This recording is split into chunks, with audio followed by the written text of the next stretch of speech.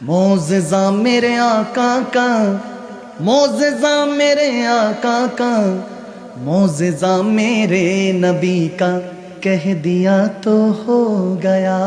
সুবহানাল্লাহ বলেন। আমার নবীর মুজিজাই হলো যা বলছে তাই আল্লাহ কবুল করে নিয়েছে। হায় হায়।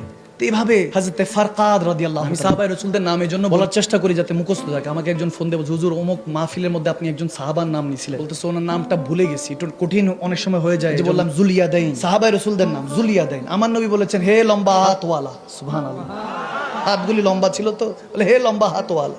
একজনকে ডাকছে হে আবু হুরায়রা, বিড়ালের সাথে খেলতেছে, বলে হে আবু হুরায়রা, বিড়ালের পিতা। এটাই নাম হয়ে গেছে। সুবহানাল্লাহ কয় না মুসলমান? আমার নবীর মুজিজাই হলো যা বলছে তাই আল্লাহ কবুল করে নিয়েছে। হযরতে ফারকাদ রাদিয়াল্লাহু তাআলা, 4 বিবি ছিল ওনার। কয় বিবি আসেনি আপনাদের? আওয়াজ দেয় না। যুবকরা হাসে, হুজুর কম্বলের সাথে কোল বালিশের সাথে দিন যায়, বউ দেখবো কই থেকে? একটাই দেখি না, একটা দেখবো কই? ঠিক কি না? বলে ঠিক। ধৈর্য ধরো, ইনশাআল্লাহ তুমি যেমন তেমন পাবা। যদি চলো টিকটক পাইবাও ঠিক, তুমি যেমন পাইবাও তেমন।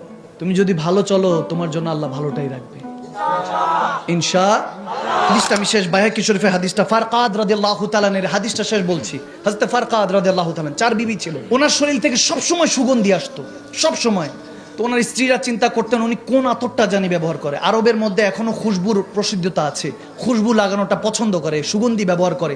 এখনো মক্কা মদিনায় গেলে ওখানের মধ্যে যেই আতরের যে শোরুমগুলি দেখি, বাপরে বাপ, ঢুকার কোনো অবস্থা থাকে না। ছোট ছোট আতরের শীষা। আমি এক জায়গায় গেলাম, সুন্দর করে আমাকে হাজি ডাক দিল, লাগাই নিলাম। দেখলাম যে খুব সুন্দর ঘ্রাণ। আমি জিজ্ঞেস করলাম হাউ মাছ, বাংলাদেশের টাকায় 2 লাখ টাকা। কয় লাখ?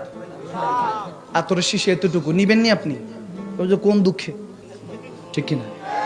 হযরত ফারকাদ রাদিয়াল্লাহু তাআলা খুশবু ব্যবহার করতেন। মনে করতেন মক্কা মদিনা অলিগলি খুঁজা ওনার স্ত্রীরা শেষ কোন খুশবুটা ইউজ করে, যে মা বোনদের থেকেও বেশি খুশবু। কারণ খুশবু, মেকআপ এগুলো তো মা বোনরা করে, পুরুষরা তো করে না। বলে উনি একজন মার্দে মুজাহিদ ছিলেন। বলে আপনি একজন যোদ্ধা, ফাইটাররা তো, যোদ্ধারা তো এইসব লাগায় না। আপনার জেসেম থেকে একদিন জিজ্ঞেস করেই বসলেন, 4 জন বুদ্ধি পরামর্শ করে স্বামীর কাছে জিজ্ঞেস করছেন যে হুজুর আপনি কি লাগান, কোন পারফিউমটা ইউজ করেন, কোন সুগন্ধি ইউজ করেন, আতর কোনটা ইউজ করেন যে এত খুশবু আসে? তিনি বলতেছেন আমি কোনো খুশবু ইউজ করি না।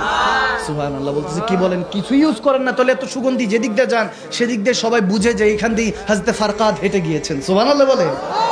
বলে এরকম বরকাতান চলাফেরা তো আমার দয়াল নবীর ছিল, আপনার কোথা থেকে আসলো? বলে হ্যাঁ, যুবক অবস্থায় খুব শিদ্দত রোগ হয়েছে, নবী যেখানে বলতেন সেখানে যেতাম, প্রচন্ড রোগ হয়েছে, নবীজিকে জানাই নেই কখনো। মনেরটা মনেই ছিল, ভেবেছি আল্লাহ তো সবই জানে, আল্লাহ ঠিক করে দিবে। আমার শরীরের মধ্যে কিছু বিচি পাঁচড়া উঠা শুরু করলো, যেগুলো কারণে আমি বসতে পারতাম না, উঠতে পারতাম না।